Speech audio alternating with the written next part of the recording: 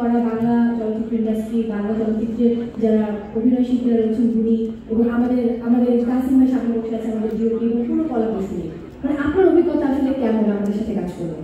এটা চলছে? হ্যাঁ চলছে। তোমাকে খুব সুন্দর দেখাচ্ছে, আর তুমি তখন থেকে অ্যাঙ্কারিং করছো, ওয়ান্ডারফুল। শুভ সন্ধ্যা জানাই আমার প্রেসের ভাই বোনেদের যারা এসছেন, অনেকক্ষণ ধরে অপেক্ষা করেছেন।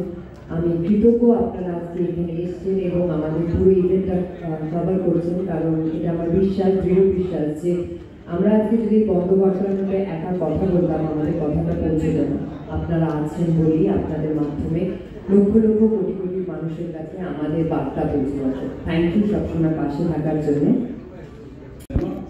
আন্তর্জাতিক মানে পৌঁছাতে তো বটেই, সেই সঙ্গে আমরা বিশ্ব সিনেমার বাজার আমরা দখল করতে পারবো, কারণ আমাদের দর্শক প্রচুর। সবাই অনেক ধন্যবাদ। আপনার প্রশ্ন আছে? অসংখ্য অসংখ্য ধন্যবাদ।